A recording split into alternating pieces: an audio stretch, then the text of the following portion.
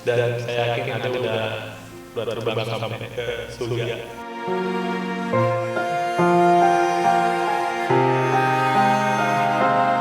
Hampir sepekan, duka atas tragedi jatuhnya pesawat Sriwijaya Air SJ182 terjadi.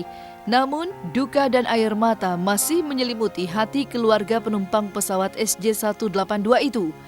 Duka kesedihan dialami oleh ayah juga kakak dari Isti Yuda Prastika, salah satu ekstra kru pesawat SJ182 dengan rute Jakarta-Pontianak. Isti yang merupakan pramugari maskapai 6R berangkat ke Pontianak dengan tujuan akan menjalankan tugasnya sebagai pramugari maskapai 6R yang akan dimulai dari Pontianak. Dan berita jatuhnya pesawat SJ182 di perairan Kepulauan Seribu sontak membuat keluarga syok. Tangisan air mata keluarga korban pun tak terbendung kalau mengingat kembali sehari sebelum Isti berangkat, ia sempat menghubungi ibundanya dan menanyakan kabar. Namun, siapa sangka keesokan harinya Isti justru diberitakan menjadi salah satu yang berada di pesawat tersebut. Dan seperti inilah sosok Isti di mata sahabat dan keluarga. Saya bilang sama istri saya, tuh Mbak hubungin adek gitu. Kenapa tuh Sriwijaya kok sampai jatuh gitu. Udah dihubungi tapi nggak bisa gitu. Saya coba dengan HP saya juga nggak bisa gitu. 5 menit ngobrol begitu, saya naik ke atas untuk persiapan buat sholat. Dia datang gitu beserta istri dan anak-anaknya gitu. Ngasih kabar nggak ngasih kabar, cuman bilang, "Pak, ada kabar buruk," gitu kan. Dia langsung ngerangkul saya. Ya saya udah menuduh begitu aja. Istia gitu kan. Dia ngejerit. Ya dengkul saya copot. Cuman pendekatan saya ya kepada Allah aja gitu kan. Cuman dia pada cerita, kapal tuh begini baru 4 menit, berbenturan dengan awan, nyusep gini kan. Saya nggak tahu seperti itu. Dia cerita seperti itu, saya cuma ngerimbas nguping dari mereka cerita gitu kan. Ya kan, Bagaimana saya nggak ngerti gitu kan. iya, kalau harapan kita sebenarnya masih ada harapan walaupun kecil, pengennya ya dia kembali gitu kan. Cuma kalau misalnya masih nggak ada ya, memang jenazahnya ada kan, ini ada. Dan saya yakin Ade udah terbang sampai ke surga, terima kasih Allah, udah nggak ada, karena dia itu dia lagi jihad gitu, maksudnya lagi kerja gitu, bukan lagi main-main gitu maksudnya, bukan lagi seneng atau liburan, nggak, dia lagi kerja.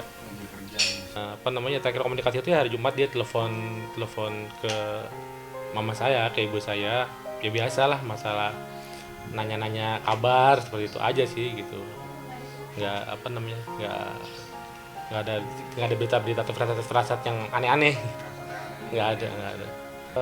Kita tahunya kan setelah ada manifest, terus kemarin ketemu dengan suaminya, dijelaskan istri kan hari Jumat itu kalau nggak salah baru selesai tes rapid, pokoknya tes mediknya dia kalau nggak salah gitu. Nah, biasanya kan kalau dari situ kan 2-3 hari kemudian terbang. Memang terbang itu kalau nggak salah hari Minggu baru ada jadwalnya itu. Cuma kalau informasinya itu dia sebagai ekstra kru 6R yang kapal itu ada di Pontianak gitu. Kapal ada di Pontianak. Kalau nggak salah rutenya juga Pekanbaru deh kalau nggak salah. Saya nggak tahu ya maksudnya detail seperti apa, tapi kapal itu ada di Pontianak. Nah, yaitu hari Sabtu itu terbang duluan lah sama krunya dia, dari pramugarinya 6R sampai pilotnya itu kan terbang ke sana buat jemput pesawat lah gitu, jemput pesawatnya 6R yang di sana, karena kan Sriwijaya sama 6R itu satu manajemen ya itu dia hari Sabtu itu jadi ekstra kru buat ambil pesawat di sana gitu.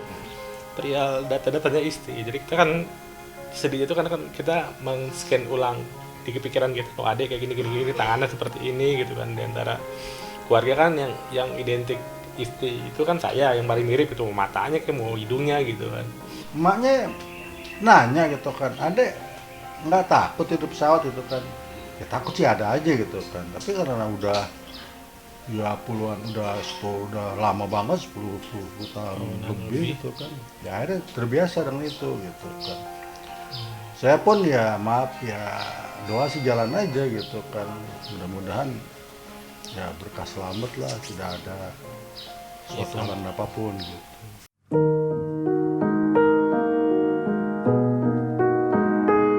Hingga kemarin, keluarga korban terus mendatangi Rumah Sakit Polri guna menggali perkembangan tentang pencarian korban penumpang jatuhnya pesawat SJ182. Sementara itu, duka yang mendalam juga dirasakan oleh keluarga Oki Bisma, salah satu kru pesawat yang jenazahnya pertama kali teridentifikasi. Kabarnya jenazah Oki akan diserahkan kepada keluarga pada hari Kamis dan akan langsung dimakamkan di TPU Balai Kambang, Condet, Jakarta Timur. Bu, mau nanya Bu, bawa apa aja Bu ke sini? Ini mau lengkapi aja, kemarin udah, tinggal ya kekurangannya aja. Perwakilan dari keluarga. Ya, selamat siang Ibu. Selamat datang. Yang ada di sana. Oh ya. Kita melengkapi sidik Ya, melengkapi jari, aja sidik jarinya yang terus yang lainnya kita lengkapi. Ayah Orang sama tua. Mama. Ayah sama Mama. Ya. Ya udah, kasih ya. Berduka Mari Bu. Sama yang mendengar istrinya, dia juga pramugari istrinya. Ya, dari tetangganya yang bekerja di BNPT. Itu pertama kali. Tidak ada yang namanya apa itu? Firasat atau apa gitu? Tidak.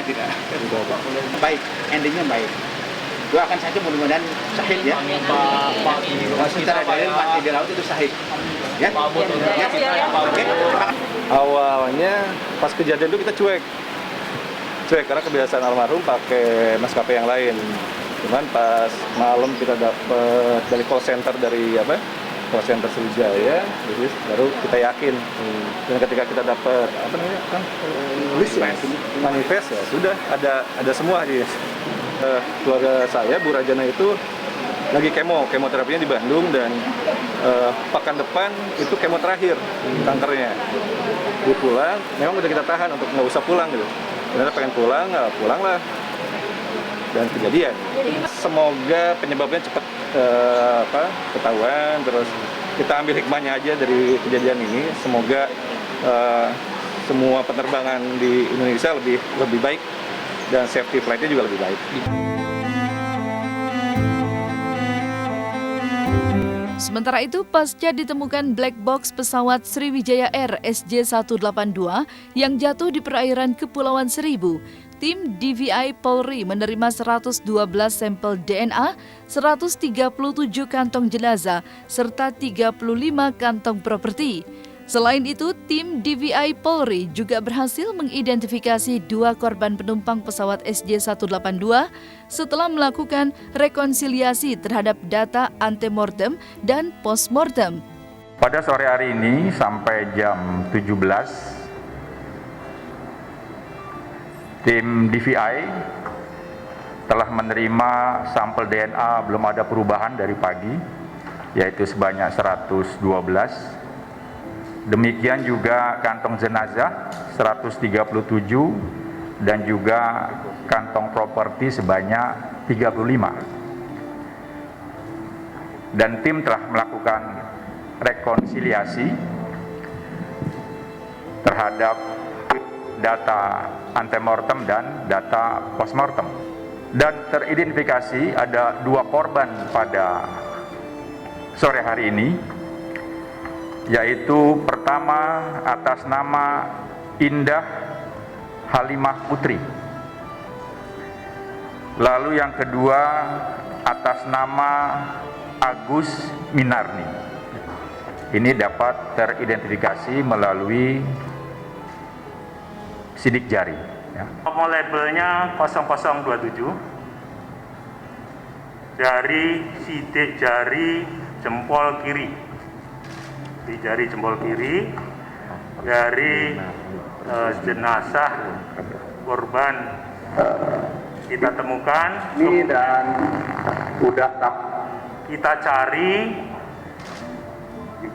dari